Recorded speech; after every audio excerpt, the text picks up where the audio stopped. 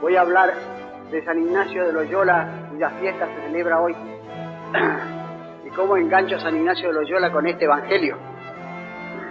Todo se puede enganchar en este mundo. Este es un evangelio de fuego. Los últimos días de Jesucristo, los últimos días de su vida fueron de fuego, conforme a lo que él había dicho. Fuego vine a traer a la tierra y cómo me impaciento hasta que prenda. Ignacio significa hombre de fuego. Ignis, fuego en latín. Y fue un hombre de fuego que también andaba impaciente hasta que prendiese su fuego. Ite incendite omnia, decía a sus compañeros, id, incendiadlo todo.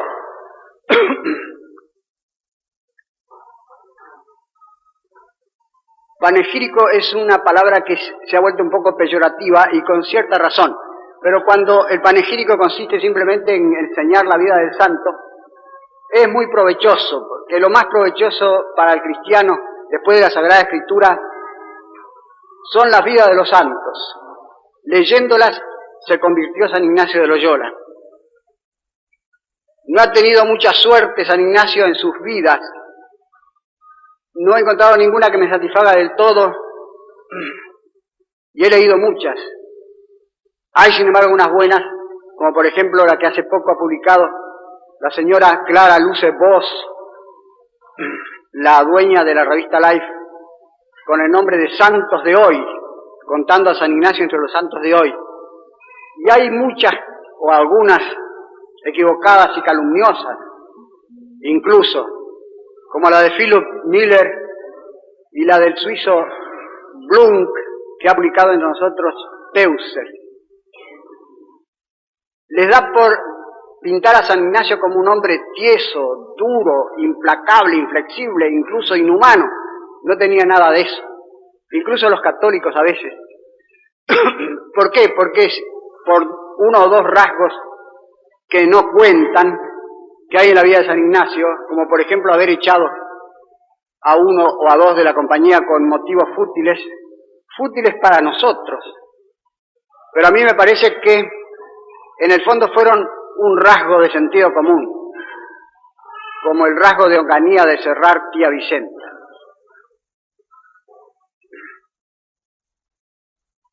Un soldado cojo y calvo, soldado desgarrado y vano, como se llamó él más tarde, de estatura casi un enano, nacido en un terruño rudo, que jamás supo bien el castellano, ni el vasco, ni el latín, ni el francés, ni el italiano, chapurreó todas esas lenguas. En el siglo XVI se levanta al rango de los más grandes estadistas europeos, dice el protestante Lord Macaulay, y es el hombre que más ha influido en nuestros tiempos dentro de la Iglesia. Se le podría aplicar lo que me dijo el otro día un vasco: nosotros los vascos somos todos buenos, pero somos muy brutos. Ahora que cuando un vasco sale inteligente, como yo por ejemplo, arripoa. Esto me dijo el general Uriburu. San Ignacio fue un genio, no fue un genio especulativo, sino un genio de la acción. Pero también han tenido genios especulativos los vascos. San Ignacio no fue el gran inquisidor de la leyenda de Dostoyevsky, ni el hombre taimado y tramposo de Víctor Hugo y de Carducci, ni el perinde a cadáver, que es una frase que no inventó él, sino San Francisco de Asís, ni el sargento mayor encalabrinado de disciplina, ni el profesor de energía, ni el gran politicastro, ni el Quijote viviente, como lo llamó Unamuno. Eso es leyenda o caricatura. Estuvo más cerca de ser mandado a la hoguera que de encender hogueras. De hecho, salvó a no pocos de la hoguera. Él se llamaba a sí mismo el peregrino, el pecador, el pobre en virtud de Ignacio, y los que lo conocían lo llamaban padre. Veremos brevemente la conversión de San Ignacio, la fundación de los jesuitas y el estado actual de la Compañía de Jesús. Aunque esto último lo voy a dejar porque no hay tiempo, lo diré esta tarde a las 7, a las 19 horas, en la iglesia de San Ignacio de la calle Bolívar, si Dios quiere.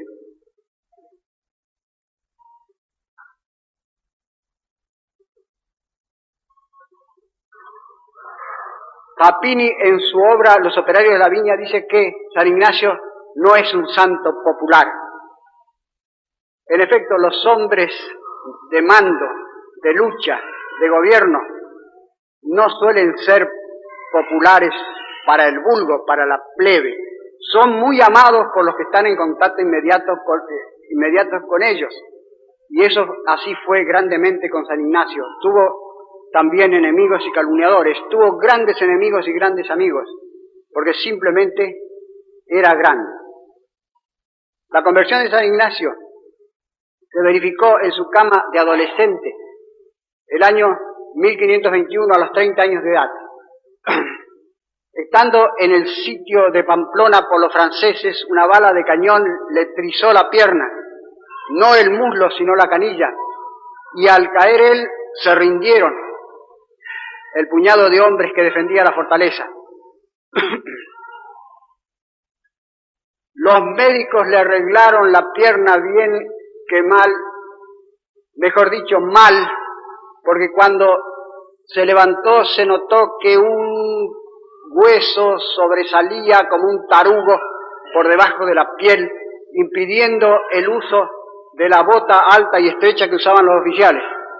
San Ignacio exigió que le arreglaran eso, y los médicos le dijeron que había que reabrir la herida, serruchar el hueso, estirarle la pierna con poleas y sin anestesia, por supuesto. Ignacio soportó la horrible operación sin un gemido, solamente suspirando de vez en cuando, ¡ay Jesús! Quedó rengo, sin embargo, para toda la vida. Y él llamaba más tarde a esto el martirio de la vanidad. No fue el único, ni mucho menos, de los actos hazañosos que hizo en su vida. Toda su vida está llena de actos hazañosos, peligrosos, agresivos incluso, es decir, de actos caballerescos.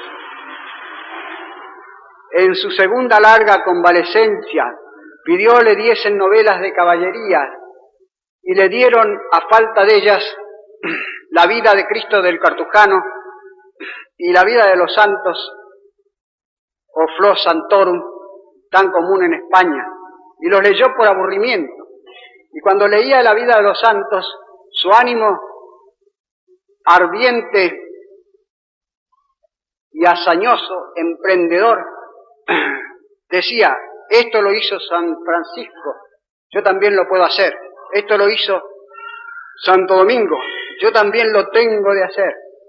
Pero notó que cuando él se pasaba horas enteras soñando con la dama de sus pensamientos, que tenía todo caballero, que era nada menos, según parece, la princesa Juana de Aragón, casada más tarde con el rey Fernando de Nápoles, porque no era condesa ni duquesa, sino más arriba que eso, dice él en su autobiografía.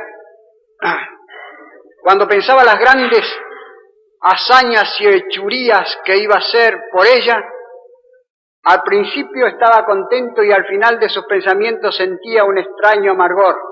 Y cuando pensaba en los santos, sentía contento y tranquilidad al final. Después de una larga lucha de sentimientos que él más tarde llamará discernimiento de espíritus, se decidió a dejar la caballería terrenal y entrar en la caballería divinal de Jesucristo, considerado como un jefe temporal mejor que su señor, el duque de Nájera, que andaba por todo el mundo reclutando gente para la sempiterna campaña contra Satanás. Si San Bernardo hizo esto, la primera cruzada, yo también lo tengo de hacer. Se arrancó de Manresa, no sin resistencia de los suyos, y se fue caminando, mendigando y desconocido de todos a Montserrat, al monasterio benedictino de Montserrat, que entonces no era benedictino, sino era de eremitas. Había 13 eremitas en esa alta montaña aserrada, por eso le llaman Monte Cerrado, aserrado. Y allí veló en oración durante una noche entera, como era costumbre de los caballeros, antes de ser armados caballeros, antes de que un rey o una reina o su señor natural les diesen el espaldarazo con la espada y les calzasen las espuelas de oro, consagrándolos para siempre al servicio de la justicia y de la patria. Pero él dejó su espada al pie de la Virgen y, despojándose de sus vestidos de seda que dio a un mendigo, al cual la policía lo agarró preso después creyendo que los había robado, se fue a la vecina ciudad de Manresa y allí, en hábito de penitente y con grandes dificultades, y allí eligió una cueva a orillas del río Cardoner y emprendió la tanda más extraordinaria de penitencias, privaciones y oraciones. Si San Antonio Abad hizo esto, yo también lo tengo de hacer. Y fue tentado también extraordinariamente por el demonio, de tristeza, de escrúpulos, de desesperación, tanto que llegó a incitarlo el demonio a suicidarse. Venció estas tentaciones con decisiones heroicas y tuvo grandes visiones de Dios. Y después de su noviciado en la santidad, su noviciado imprudente, como dirá él más tarde, se fue a Barcelona, a Venecia y a Jerusalén. Su ida a Barcelona era la etapa para ir a Jerusalén. Una gran dama catalana, Isabel Rosell, que tenía un marido ciego y vivía dedicada a cuidarlo y a la piedad, estando en la iglesia sintió como una voz interior que le decía: ese mendigo que está en la puerta.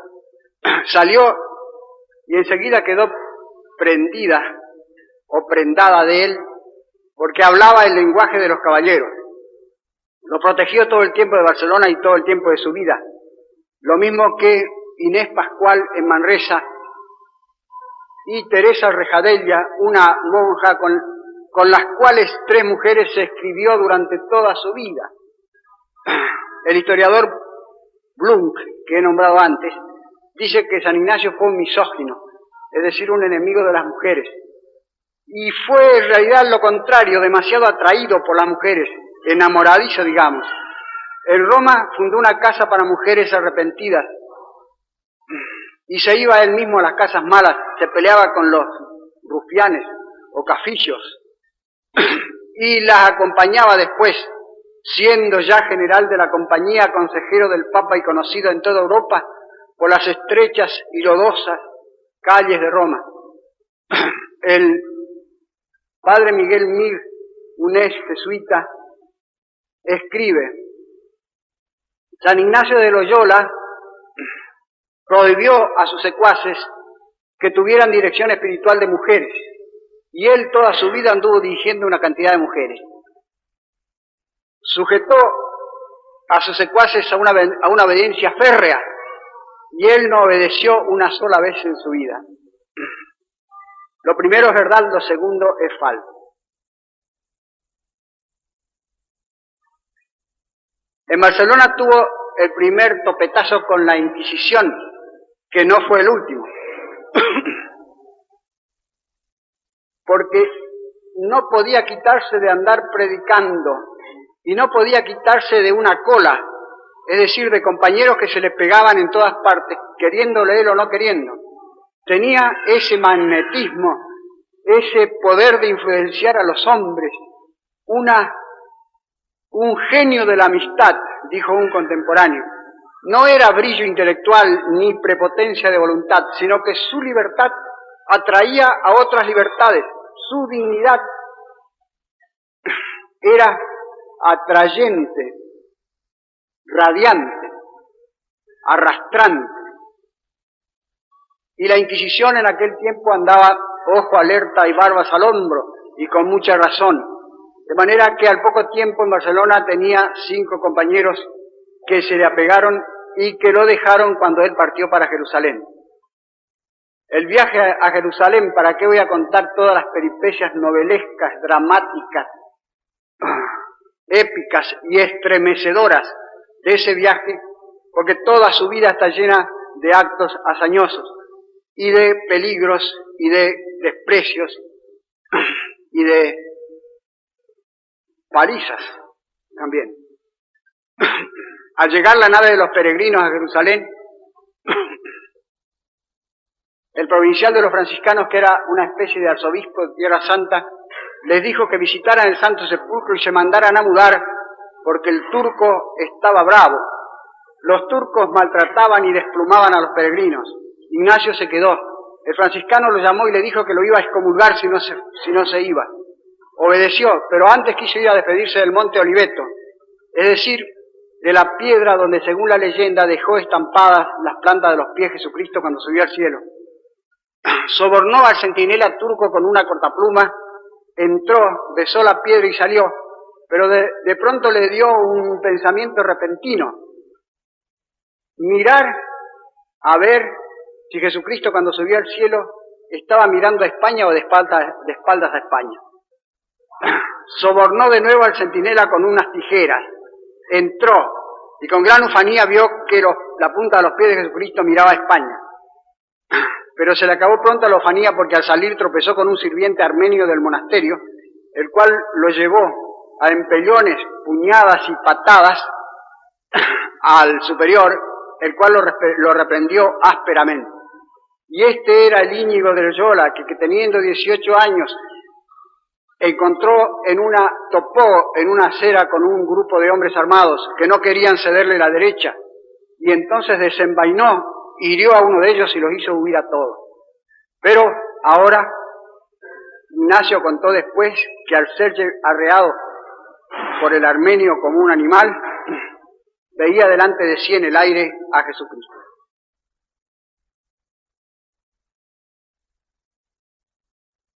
Vuelto a Barcelona con las mismas peripecias y las mismas dificultades de siempre, lo acompañaron toda su vida,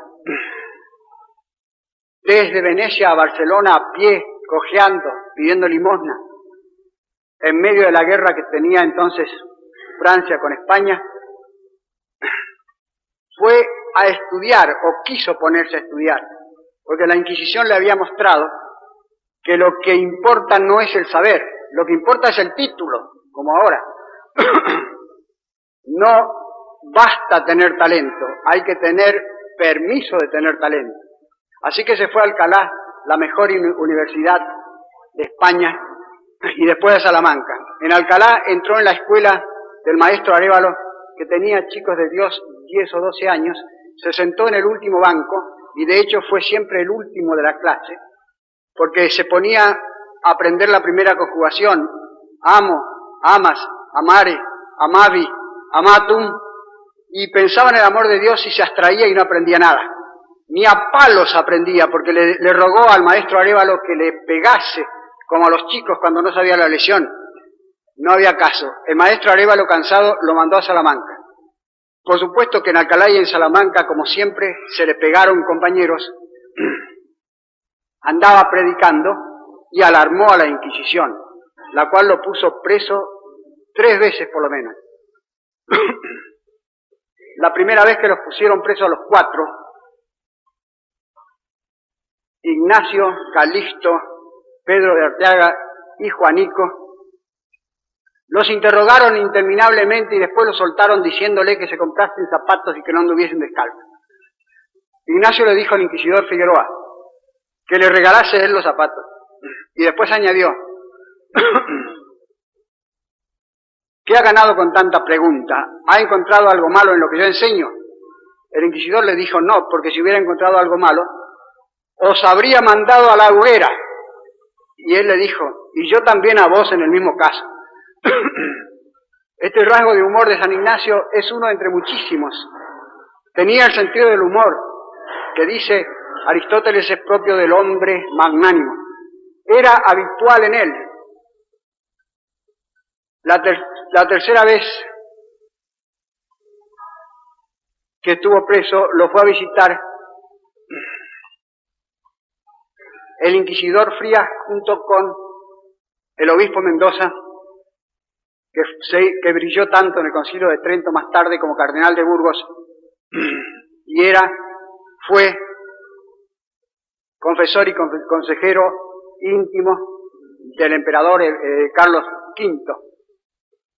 Y el inquisidor le preguntó irónicamente: ¿me tiene rabia a mí por estos grillos y cadenas? Porque estaba con grillos en los pies y cadenas en las manos. San Ignacio le dijo: doctor Frías, sepa que no hay en toda Salamanca tantos grillos y cadenas como yo quisiera sufrir por Jesucristo. Lo que me impacienta no es eso, son unos animalejos que hay aquí muy pequeñitos, pero muy bravos. Esta respuesta le ganó la voluntad del cardenal de Burgos,